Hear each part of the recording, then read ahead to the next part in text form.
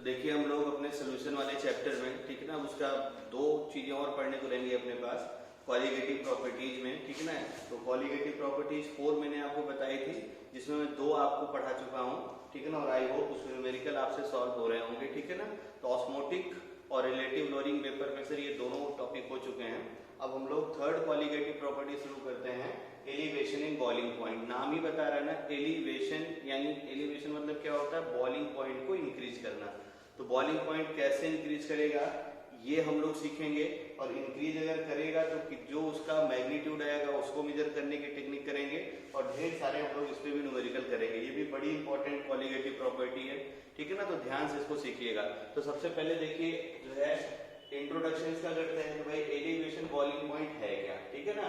तो इंट्रोडक्शन अगर elevation boiling point का पढ़ना है तो पहले तुम्हें बॉइलिंग पॉइंट पता होना चाहिए, ठीक है ना।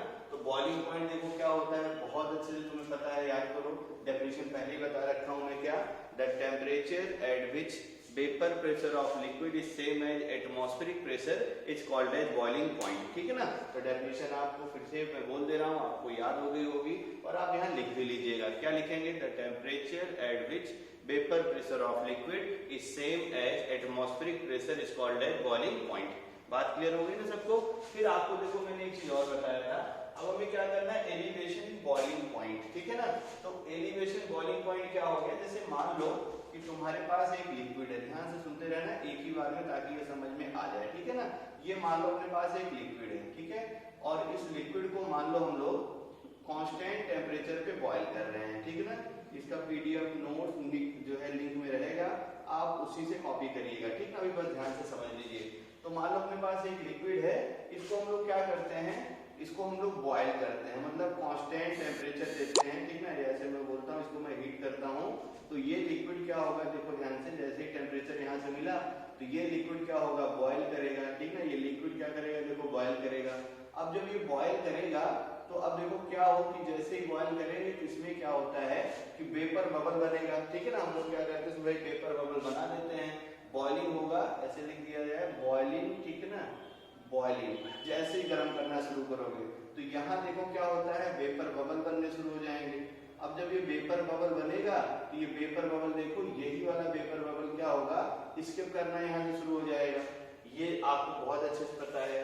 तो अब देखो जरा ध्यान से, जैसे बॉइलिंग शुरू हुई तो हमने जो है वेपर बबल जैसे बना, तो अब देखो मुझे दोनों चीजों एक साथ पढ़ा देना है आपको।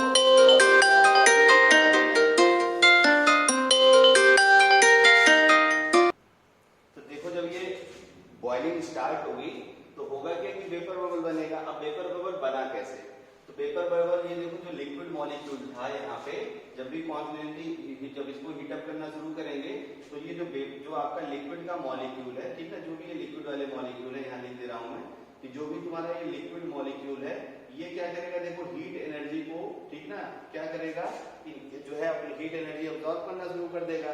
यानी लिक्विड मॉलिक्यूल जो भी रहेगा, ऐसे बोल दो कि जो भी आपका लिक्विड मॉलिक्यूल है ये क्या करेगा, गेन, ठीक है ना, गेन हीट एनर्जी। तो अब देखो क्या करेगा, जो भी लिक्विड मॉलिक्यूल है ये हीट एनर्जी को क्या करेगा, गेन करेगा।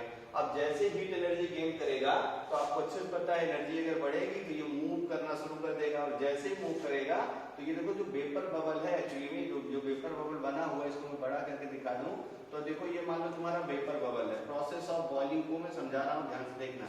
ये मान लो वेपर बबल है, तो वेपर बबल में क्या होता है, ये जो वेपर बबल है इसके इनर डायरेक्शन में वेपर जो बबल है, ये देखना ध्यान से, जो बबल है, अब तुमने देखा होगा अगर तुम जो है कोई चीज बॉयल करो, कभी दूध बॉयल होते देखो तो उसके ऊपर देखो बबल्स बनते रहते हैं, पानी बॉयल करते तो बबल्स बनते हैं, और अगर वो बबल ना बनने दो तुम तो दूध देखो बाहर नहीं निकलता ना। वही हाल यहाँ भी है, देखना ध्यान से। वो जो वेपर बबल बनता है ना उसमें 2 टाइप के प्रेशर लगते हैं। एक तो मान लो इनर डायरेक्शन से प्रेशर हो गया तुम्हारा P नॉट, जो बबल का प्रेशर है, ठीक है, बबल के इनर डायरेक्शन में। और फिर देखो ध्यान से, ये आप लोग जैसे ही बबल बनेगा तो बबल के सरफेस पे जो भी एटमॉस्फेयर है उसका प्रेशर लगेगा, यानी यहाँ से जो प्रेशर लगेगा वो क्या हो जाएगा, एटमॉस्फेरिक प्रेशर, जिसको हम लोग नाम दे देते हैं जो है एटमॉस्फेरिक प्रेशर। इसको मैं बोल दूं कि चलो ये कैपिटल P के बराबर है। याद करो जब दूध बॉयल हो रहा हो और दूध बहने वाला हो तो हम लोग घर पे करते क्या है, बड़ा सा जो है चम्मच या जो भी लेके उसको खूब सेक करते हैं ताकि वो बबल बने नहीं। अब अगर वो बबल बनेगा नहीं तो दूध बाहर जाएगा नहीं, बबल बनेगा नहीं तो क्या नहीं होगा, देखो बॉइलिंग ही नहीं होगी। वेपर बबल तभी बनता है, ऐसे याद रखो, बॉइलिंग तभी होती है जब ये बबल बनता है।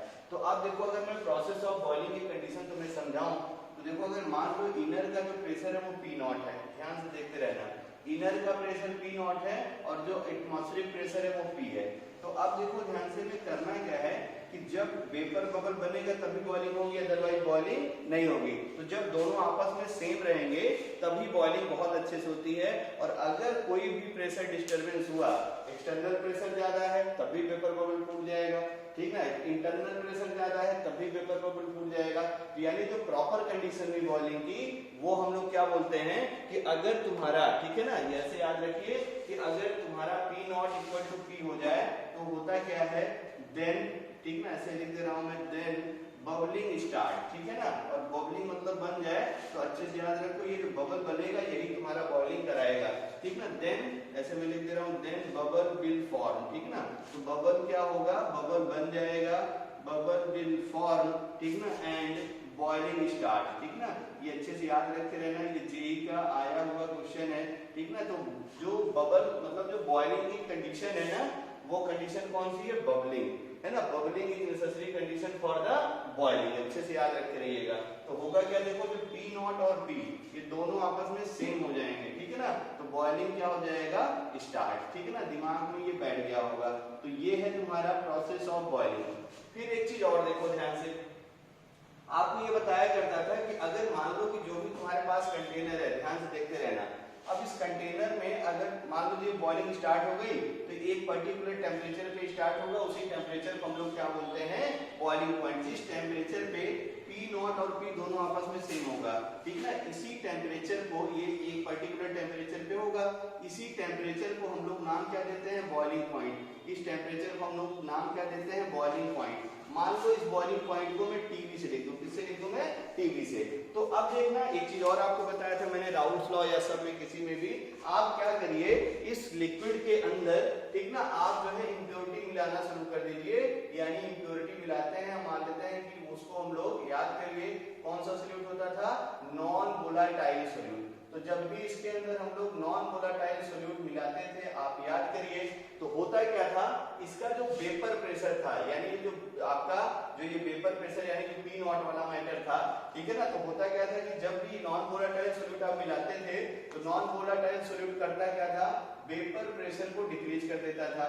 नॉन वोलाटाइल सोल्यूट अगर आप ऐड करेंगे, ध्यान में रखते रहना, एडेड, यहां लिख दे रहा हूं when non volatile solute is added vapour pressure decreases. बात समझ में आई। अब तुम्हें वेपर प्रेशर अगर डिक्रीज कर जाता था, याद करिए, तो वेपर प्रेशर अगर बढ़ता था तो जो बॉइलिंग, वेपर प्रेशर घटता था तो बॉइलिंग पॉइंट क्या होता था, बढ़ता था। आप याद करिए, ये भी बताया हूं आपको, boiling point inversely proportional to क्या होता है, वेपर प्रेशर। वेपर प्रेशर कम हो रहा है, बॉइलिंग पॉइंट बढ़ गया।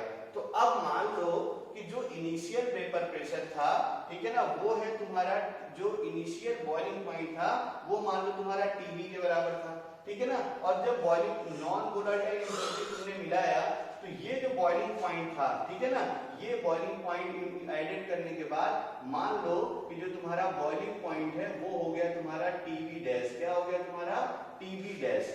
तो अब देखना ध्यान से, बॉइलिंग पॉइंट बढ़ के हो गया टीबी डैश, एलिवेट कर गया। एलिवेट मतलब मैंने क्या बोला था, इंक्रीज कर जाना। तो बॉइलिंग पॉइंट देखो इंक्रीज करके क्या हो गया, टीबी डैश, और इनिशियल बॉइलिंग पॉइंट कितना था तुम्हारा, टीबी। और मुझे क्या बताना, एलिवेशन इन बॉइलिंग पॉइंट, मतलब इतना मैग्नीट्यूड में बॉइलिंग पॉइंट बढ़ गया। तो यानी हमें क्या बताना है, डेल्टा टीबी, और इसी डेल्टा टीबी को हम लोग क्या बोलते हैं, एलिवेशन इन बॉइलिंग पॉइंट। तो अब मैं यहाँ ब्रैकेट में लिखूंगा एलिवेशन बॉइलिंग पॉइंट को, यानी किससे लिखते हैं हम लोग, डेल्टा टीबी से। तो डेल्टा टीबी की वैल्यू देखो क्या हो गई, जो बढ़ के हुआ बॉइलिंग पॉइंट वो हो गया TB dash, initial boiling point क्या था तुम्हारा, टीबी, इसी के डिफरेंस को हम लोग क्या बोलते हैं, एलिवेशन इन बॉइलिंग पॉइंट, ठीक है ना।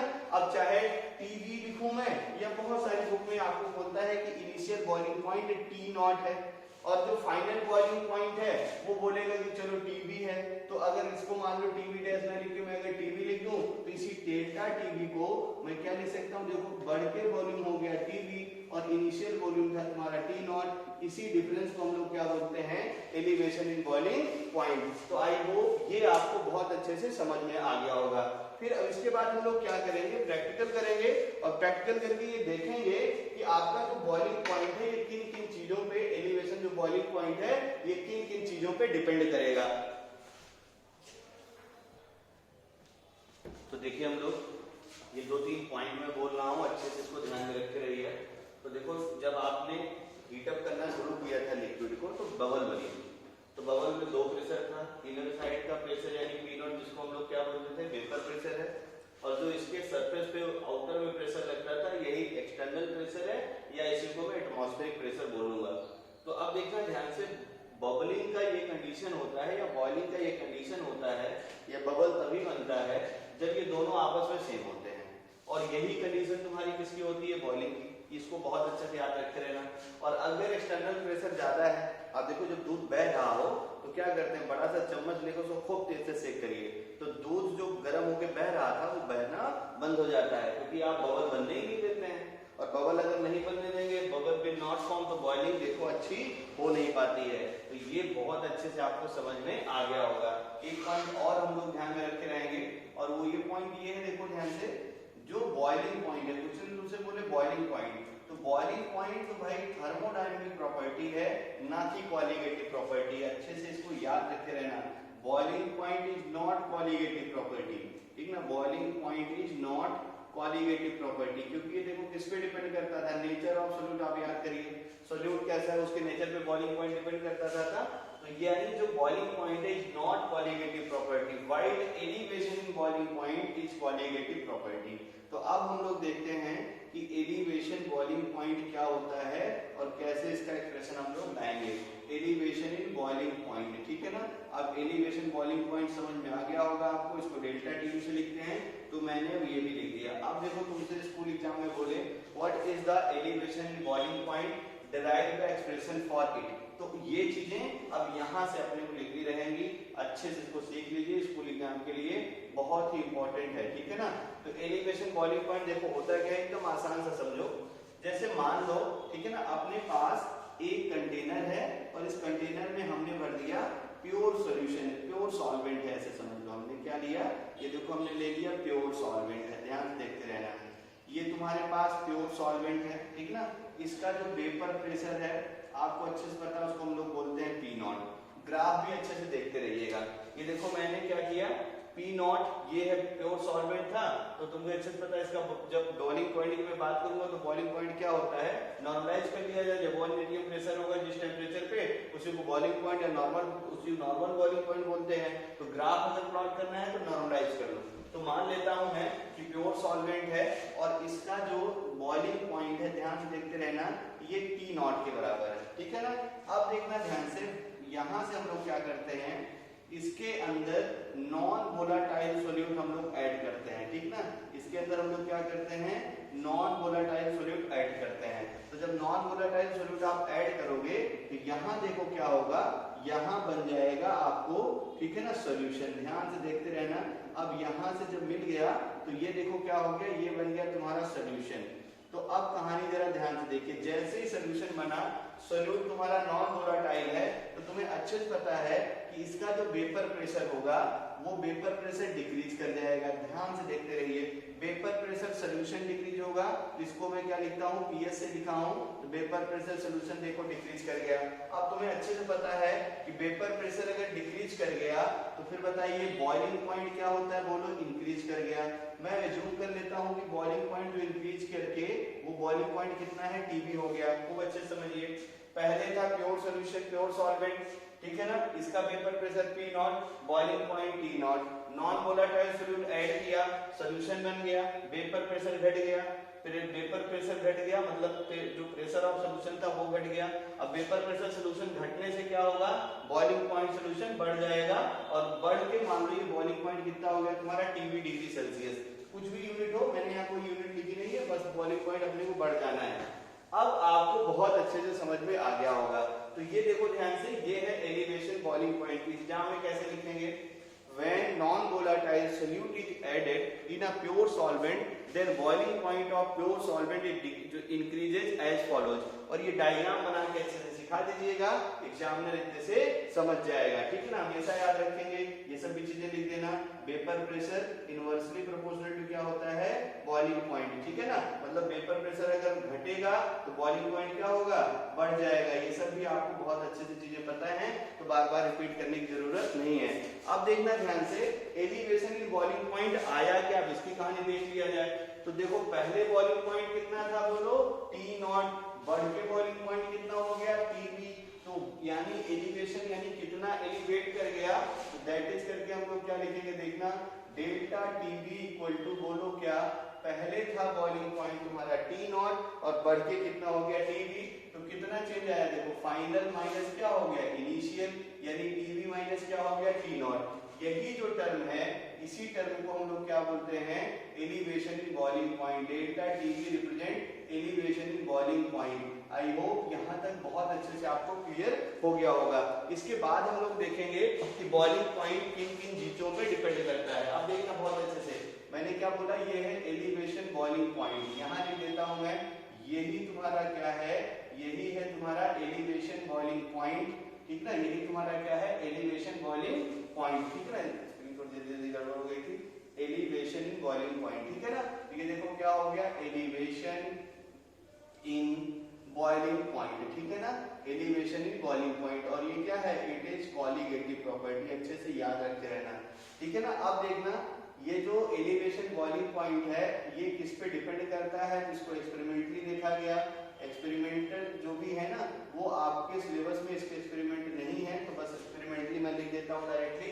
एक्सपेरिमेंटली जो तुम्हारा डेल्टा TB है, experimentally delta TB directly proportional to molarity of solution. अच्छे से याद रखे रहना, डेल्टा TB किस पे डायरेक्टली प्रोपोर्शनल है, मोलरिटी पे। डेल्टा TB किस पे डायरेक्टली प्रोपोर्शनल है, मोलरिटी ऑफ सॉल्यूशन, ठीक है ना। अब जब प्रोपोर्शनलिटी का साइन हटेगा, कांस्टेंट आएगा, ये सब भी आप अच्छे से जानते हैं, और उसको भी मैं थोड़ा इक्वेट कर देता हूं। तो देखना ध्यान से कैसे हम लोग, अब इसका जरा साइन हटा के प्रोपोर्शनलिटी का साइन हटा दूंगे। एक्सप्रेशन देखो अब क्या हो गया, डेल्टा TB प्रोपोर्शनलिटी का साइन हटाओ, एक कांस्टेंट आता है, और ये कांस्टेंट को हम लोग लिखते हैं KB से। किससे लिखते हैं, KB से, और इनटू क्या हो गया, देखो M, ठीक है ना। और M क्या है तुम्हारा, मोलरिटी, ठीक है ना। अब देखना ध्यान से, अब KB की कहानी हम लोग देखते हैं कि KB क्या क्या है। तो KB को हम लोग बोलते हैं, देखो ये मोलर है, तो KB को हम लोग बोलते हैं molar elevation boiling point constant. अच्छे से याद रखते रहना, क्या बोलते हैं, मोलर एलिवेशन या मोलर बॉइलिंग पॉइंट एलिवेशन या एलिवेशन बॉइलिंग पॉइंट, जो भी आप बोलिए, इसके कांस्टेंट को हम लोग KB से रिप्रेजेंट करते हैं, ठीक है ना। अब देखना ध्यान से, जो KB की वैल्यू है, अच्छे से याद रखे रहना, ये हर सॉल्वेंट का अलग अलग होता है, डिफरेंट फॉर ईच सॉल्वेंट, ठीक है ना। ये किस पे डिपेंड करता है, सॉल्वेंट कौन सा है, डिफरेंट फॉर ईच सॉल्वेंट। ये कांस्टेंट भले है, लेकिन सारे लिक्विड के लिए जैसा नहीं होता है, ये डिफरेंट फॉर ईच सॉल्वेंट। तो जब भी आपसे क्वेश्चन से पूछता है, तो KB की वैल्यू आपको दिया रहता है, ये बात आप ध्यान में रखे रहिएगा, ठीक है ना। फिर इसके बाद देखो ध्यान से, KB की यूनिट की बात हम लोग कर लेते हैं। तो अब यूनिट अगर हम लोग निकाले इसकी, तो आप देखो जरा ध्यान से, KB की यूनिट हमें निकालना है, खूब अच्छे से सीखते रहिए, यूनिट ऑफ KB, ठीक है ना। तो KB की यूनिट अगर मैं निकालूंगा, तो KB अगर यहाँ से पहले सॉल्व कर लो, तो KB देखो, सिंस KB क्या हो गया तुम्हारा, ये हो गया तुम्हारा डेल्टा TB डिवाइडेड बाय, देखो कितना हो गया M। अब देखो डेल्टा T को, ठीक ना, हम मान लेते हैं जो डेल्टा TB है उसको डिग्री सेल्सियस में बोलूं मैं, तो यूनिट देखो इसकी क्या हो गई, ध्यान से देखते रहना, डिग्री सेल्सियस, ठीक है ना। और क्या हो जाएगा, देखो मोलर, मोलर है ना, मोलर की पावर -1, ठीक है ना। अब देखो जो मोलर होता है, ये तुम बहुत अच्छे जानते हो, number of mole of solute present in 1 kg of solvent, ठीक है ना। तो अब देखो और करके क्या लिख सकता हूं मैं, डिग्री सेल्सियस, ठीक है ना। और देखो ध्यान से, मोल की अब मोलर क्या होता है, ये क्या होता है, मोल, और क्या होता है, मास ऑफ सॉल्वेंट, और इसका पावर क्या होता है, -1। थोड़ा और इक्वेट कर दिया जाए, तो ये देखो क्या हो गया, डिग्री सेल्सियस और क्या हो गया देखो किलोग्राम, और क्या हो गया देखो मोल की पावर -1। तो ये पूछता है एग्जाम में, तो केबी की यूनिट भी आपको बहुत अच्छे से समझ में आ गई होगी, ठीक है ना। अब देखना जो केबी है इसको और कैसे कैसे हम लोग जो है पढ़ते हैं। एक नाम और इसका होता है मोलर एलिवेशन कांस्टेंट, या इसी का दूसरा नाम होता है इबिलियोस्कोपिक कांस्टेंट। तो कभी कभी एग्जाम में ठीक ना आपसे मोलर एलिवेशन कांस्टेंट नहीं बोलता, आपसे बोलता है इबिलियोस्कोपिक कांस्टेंट बताओ, ठीक ना, इबिलियोस्कोपिक कांस्टेंट। तो अच्छे से याद रखे रहना, इसी को हम लोग बोलते हैं इबिलियोस्कोपिक कांस्टेंट, ठीक है ना। तो दिमाग में आपको समझ में आ गया होगा इबिलियोस्कोपिक कांस्टेंट, ठीक है ना। तो दिमाग में इसको अच्छे से बैठा लीजिए, ठीक है। तो ये हो गया तुम्हारा भाई क्या होते हैं तुम्हारे, ठीक है ना, एलिवेशन इन बॉइलिंग पॉइंट, और क्या होता है, ठीक है ना, कैसे कैसे ये आपका चेंज होता है। तो ये दिमाग में तुम्हारे छप जाना चाहिए, ठीक है ना। तो ये है इबिलियोस्कोपिक, डबल स्पेलिंग सही लिखने में, नहीं तो आप लोग PVU, ठीक है ना। तो ये है तुम्हारा एलिवेशन इन बॉइलिंग पॉइंट, समझ में आ गया होगा। एक बार मैं फिर से जल्दी से रिवाइज कर दूं ताकि कोई दिक्कत ना रहे। जब भी तुमसे बोले कि आप जरा एलिवेशन बॉइलिंग पॉइंट पे शॉर्ट नोट लिखिए, या what is the elevation in boiling point, तो क्या लिखेंगे, when non-volatile solute is added in a pure solvent, then vapor pressure of solution, या ऐसे समझिए, then vapor pressure of pure solvent it decreases। अब pure solvent का अगर vapour pressure decrease करेगा तो बॉइलिंग पॉइंट क्या हो जाएगा, इंक्रीजेस, ठीक है ना। And elevation in boiling point delta TB equal to क्या हो जाएगा, टीवी माइनस टी नॉट। और अच्छे से दिखा के ये वाला ग्राफ प्लॉट कर दीजिएगा, ये एक्सप्रेशन लिख दीजिएगा, पूरे नंबर आपको मिल जाएंगे, ठीक ना। अब इसके अगले पार्ट में हम लोग देखेंगे, ठीक है ना, कि हम लोग थोड़ा इसको और इक्वेट करते हैं, ध्यान से देखते रहिए। तो मैं थोड़ा रफ कर देता हूँ, इसके बाद आपको सिखाता हूँ। तो देखो खूब अच्छे से, डेल्टा टीवी की वैल्यू अपने पास क्या आ गई, केवी इंटू एम। तो अब हम लोग क्या करते हैं, मोलरिटी को रिप्लेस करते हैं और कोई और फार्मूला बनाने की कोशिश करते हैं, ठीक है ना। तो अब देखना ध्यान से, डेल्टा टीवी अगर मैं लिखूं तो डेल्टा टीवी को थोड़ा इक्वेट करते हैं हम लोग, ठीक ना, ये देखना ध्यान से। तो डेल्टा टीवी इक्वल टू देखो क्या हो गया, केवी। अब मोलरिटी है तो मोलरिटी क्या होती है, एन सोल्यूट डिवाइडेड बाय, बोलो क्या होता है, मास ऑफ सॉल्वेंट, ध्यान में रखते रहना, मास ऑफ सॉल्वेंट, ठीक है ना। और वो भी सॉल्वेंट का मास कितना है, बोलो किलोग्राम में, बात समझ आ गई ना। तो अब देखना इसको और थोड़ा इक्वेट किया जाए, तो ये देखो क्या हो गया, केवी, और क्या हो गया देखो, मोल सोल्यूट डिवाइडेड बाय, देखना ध्यान से, अगर मैं मास सॉल्वेंट को ग्राम में ले लूं, मास ऑफ सॉल्वेंट, ठीक है ना, इसको हम लोग ले लेते हैं ग्राम में।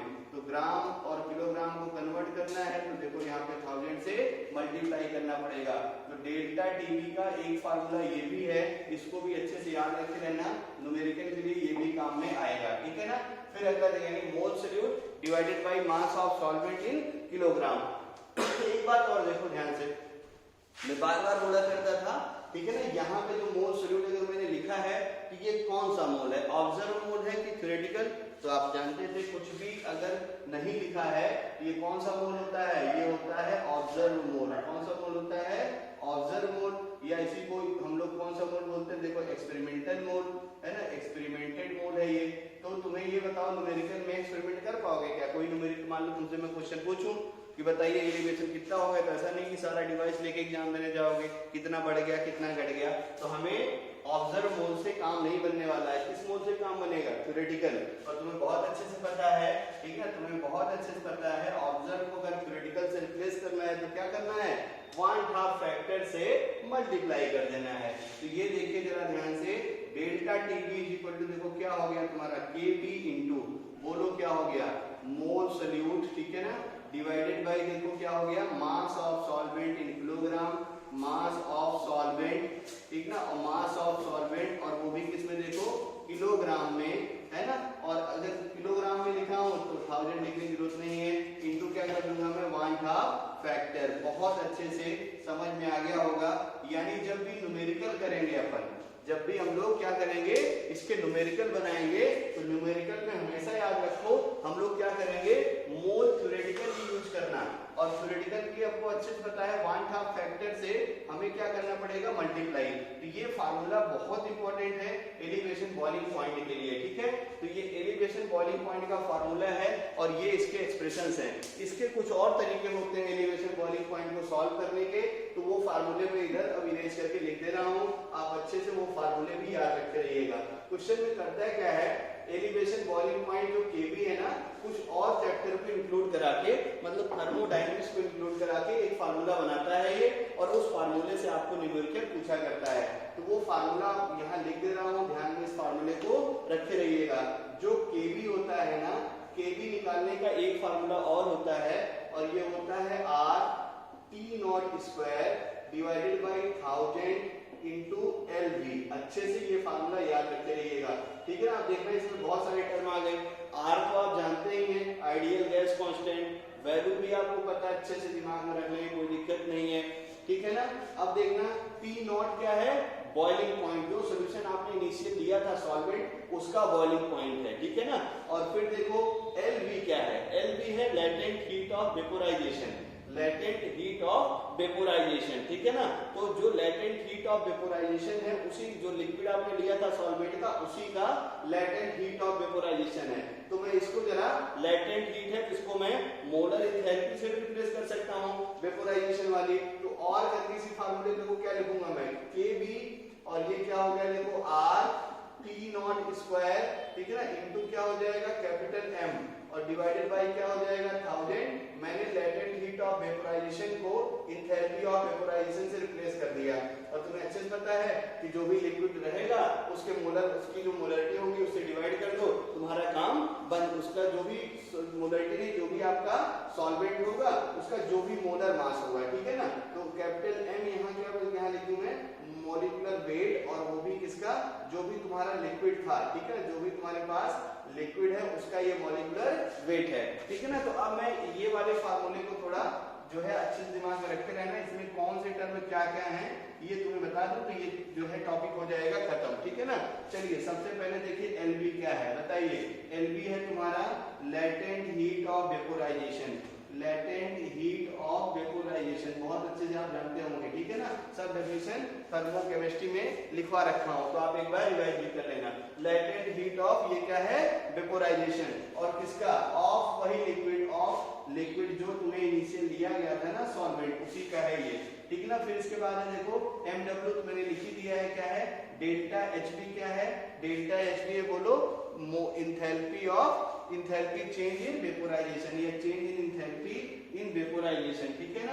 तो ये वाला देखो क्या है तुम्हारा, change in enthalpy, change in enthalpy है ना, इंथैल्पी और ऑफ वेपोराइजेशन, या जो भी आप बोलिए इंथैल्पी चेंज इन वेपोराइजेशन, ठीक है ना।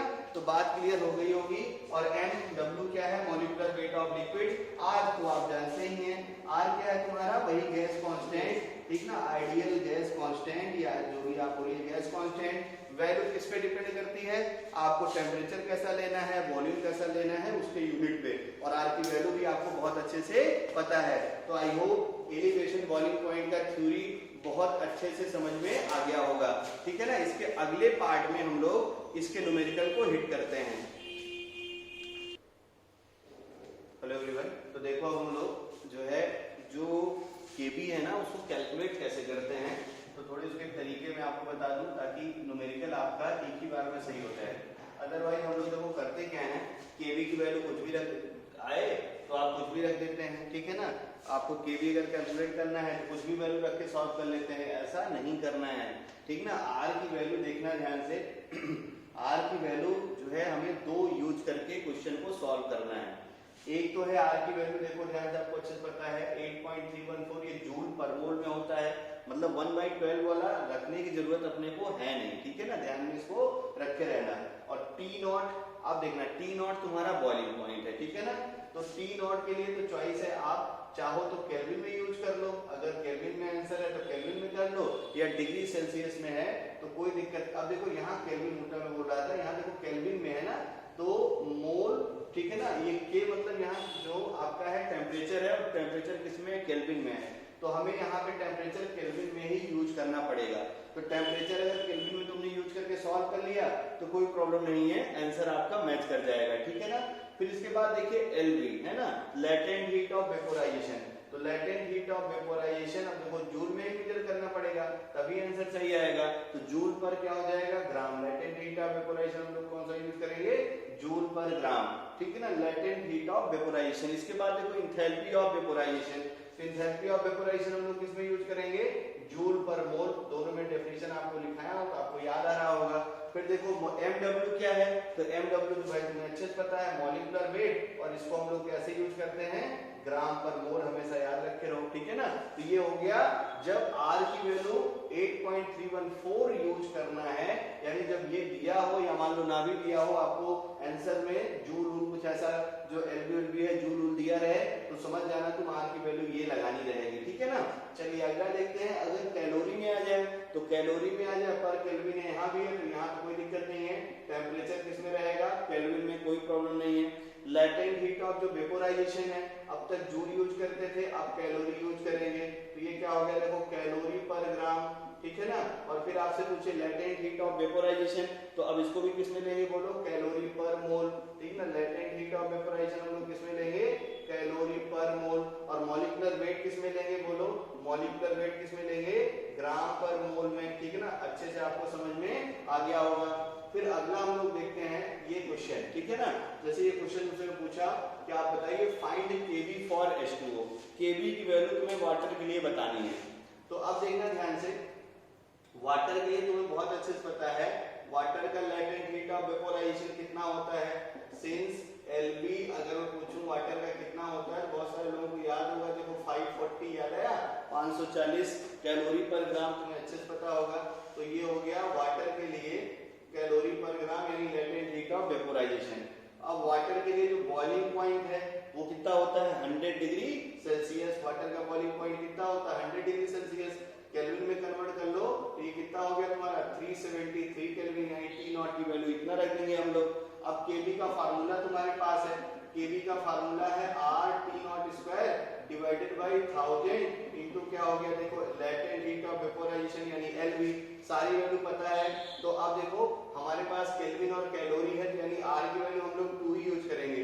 2 इंटू कितना हो गया, 373 का होल स्क्वायर, और पूरे का डिवीजन क्या हो गया, देखो 1000, और लेटेंट हीट ऑफ वेपोराइजेशन कितना हो गया, 40, ठीक है ना। अब ये रख के आप जब सॉल्व करेंगे तो ये वैल्यू आप याद रखे रहिएगा 0.52, क्योंकि क्वेश्चन में कभी कोई वाटर के लिए केबी नहीं देता है, ठीक ना। तो केल्विन किलोग्राम अच्छे से याद रखे रहिएगा, इसका यूनिट केल्विन किलोग्राम, और क्या हो जाएगा तुम्हारा मोल की पावर -1। तो ये है तुम्हारा, ठीक ना, केबी की वैल्यू, केबी ऑफ वाटर, ठीक ना, केबी फॉर वाटर की वैल्यू कितनी होती है, 0.52, ठीक ना, केल्विन किलोग्राम मोल इनवर्स, ठीक है ना। अच्छे से दिमाग में ये रखे रहिएगा, ठीक है ना। अब इसके कुछ न्यूमेरिकल किए जाएं तब आपको ये टॉपिक और अच्छे से समझ में आएगा, ठीक है।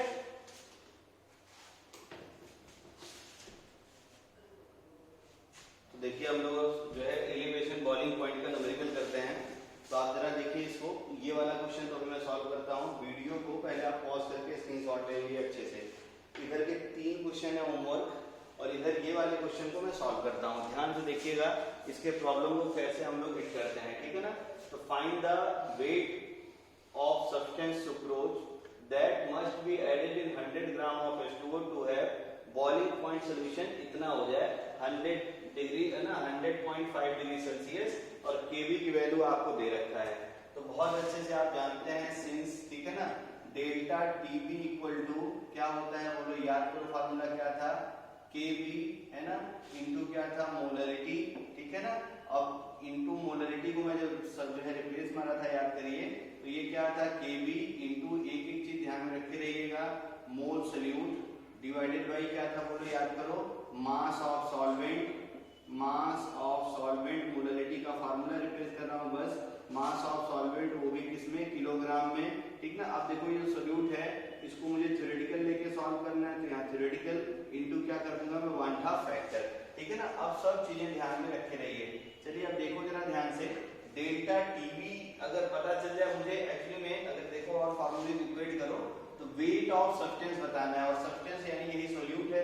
क्वेश्चन में देखो सुक्रोज को 100 ग्राम वाटर में ऐड किया जा रहा है। थोड़ा और फार्मूला इक्वेट करता हूं वेट ऑफ, ठीक है ना। अब देखो वेट ऑफ सोल्यूट है तुम्हारे पास, वेट ऑफ सोल्यूट मोल को रिप्लेस कर रहा हूं और पूरे का डिवीजन बोलो मोलर मास, ये लिख रहा हूं मैं molar mass of solute, molar mass of solute, कोई प्रॉब्लम नहीं होनी चाहिए, ठीक ना। इनटू देखो ध्यान से डिवाइडेड बाई, यहां से अगर मान लो मास ऑफ सॉल्वेंट किलोग्राम में नहीं है ग्राम में है, मास ऑफ सॉल्वेंट, ठीक ना। अगर ये ग्राम में रहता था तो आप क्या करते थे याद करिए, यहाँ पे 1000 से मल्टीप्लाई करते थे और इनटू क्या हो गया देखो 1/2 फैक्टर। अब सारी चीजें हमें डेल्टा टीवी है, इसी को ध्यान में रखे हम लोग सॉल्व करते हैं। बहुत अच्छे से देखो अगर तुम्हें, ठीक है ना। तो जो सब्सटेंस दे रखा है यानी जो सोल्यूट है तुम्हारा, ध्यान से देखना क्वेश्चन में क्या दे रखा है कि तुम्हारे पास सुक्रोज है, सुक्रोज डिसॉल्व होता है किसमें, वाटर में। तो वाटर कितना है देखो 100 ग्राम, सुक्रोज दे रखा है यानी सुक्रोज किसका काम करेगा, तुम्हारा सोल्यूट का काम कर रहा है और इसमें डिसॉल्व हो रहा है, तो ये किसका काम कर रहा है, सॉल्वेंट का। यहाँ पे दे रखा है क्वेश्चन में कि ये तुम्हारा इसमें डिसॉल्व होता है। अब कहानी ध्यान से सुनना, तो यानी सुक्रोज तुम्हें अच्छे से पता है ये सोल्यूट है, तो इसका 1/2 फैक्टर कितना होता है 1, आपको कोई दिक्कत नहीं है। सुक्रोज का फार्मूला आपको याद होना चाहिए C12H22O11, इसका मॉलिक्यूलर वेट भी याद रख लो 342, ठीक है ना, किसका होता है 342। सारी वैल्यू दे रखा है, डेल्टा टीवी हम लोग निकालते हैं, तो डेल्टा टीवी की वैल्यू देखो आप अच्छे से याद करिए, तो क्या था TB minus T nought equal to देखो केवी की वैल्यू 0.52 वाटर के लिए दे रखा है, वेट ऑफ सोल्यूट पूछ रखा है उसको x ग्राम मान लेता हूं मैं, ठीक ना। पूरे का डिवीजन इसका मोलर मास कितना हो गया देखो 342 और पूरे का division mass of solvent in gram में, तो कितना मास है सॉल्वेंट का 100 ग्राम, ठीक है ना। तो ये हो गया तुम्हारा 1000 से मल्टीप्लिकेशन इनटू 1/2 फैक्टर, तो 1/2 फैक्टर सुक्रोज के लिए आई की वैल्यू कितनी होती है 1, कोई प्रॉब्लम नहीं है ना। अब देखो ये टीवी, टीवी की वैल्यू देखो कितना दे रखा है 10.5 डिग्री सेल्सियस माइनस, अब देखो वाटर का जो बॉइलिंग पॉइंट होता है टी नॉट वो कितना होता है 100 डिग्री सेल्सियस, ठीक है ना। अच्छा एक चीज और देख लो, यहाँ यूनिट जरूर मैच कर लिया करो, केवी डिग्री सेल्सियस में है तो यहाँ डिग्री सेल्सियस में रख के सॉल्व करो। यहाँ अगर केल्विन होता तो हम इसको केल्विन में कन्वर्ट करते। अच्छा एक बात ये भी ध्यान रखो, डिग्री सेल्सियस घट जाना है ना, तो 273 अगर जोड़ोगे 273 जोड़ोगे बाद में तो घट ही जाएगा वो, तो कुछ नहीं दिक्कत पड़ता है, आप आराम से इसको सॉल्व कर लीजिए। तो ये देखो ये हो गया और इधर से अगर सॉल्व कर लूं तो 0.52 इंटू एक्स इंटू 1000 और पूरे का डिवीजन देखूंगा मैं तो 342 इंटू कितना हो गया 100 और ये सब्ट्रैक्ट करके इसको निकालोगे, इसको घटा देंगे तो कितना आ जाएगा देखो 0.5 डिग्री सेल्सियस। अब तो x निकालने में कोई दिक्कत होगी नहीं, आप x सॉल्व कर लीजिएगा, तो x जब सॉल्व करेंगे तो ये तुम्हें 32.88 ग्राम मिल जाएगा। इसका आंसर मैं लिख रहा हूँ, घर पे आप कर लेना। तो x की वैल्यू हो जाएगी 32.88 ग्राम। एक बार आंसर मैं जरूर कर लेना और यही आपका क्या हो गया आंसर, ठीक है ना। तो ये है एलिवेशन बॉइलिंग पॉइंट का कंप्लीट थ्योरी और उसके न्यूमेरिकल, ठीक है ना। और ये न्यूमेरिकल मैंने कुछ होमवर्क दे रखे हैं, इसके बाद हम लोग जो है एनसीईआरटी बुक, आज से आप एनसीईआरटी बुक को जो भी प्रॉब्लम शुरुआत से बनाते चले जाइए, ठीक ना। बस एक जो है आपको क्वालिटेटिव प्रॉपर्टी और पढ़ानी है, डिप्रेशन इन फ्रीजिंग पॉइंट, तो अगले क्लास में यानी अगले लेक्चर में वो खत्म हो जाएगा और हम लोग पहले एनसीईआरटी के सारे न्यूमेरिकल को हिट करेंगे और इसकी भी सीट आपको लिंक पे मिल जाएगी, तो आप उसको भी सॉल्व करते रहिए, अच्छे से पढ़ते रहिए। Thank you. स्टॉप।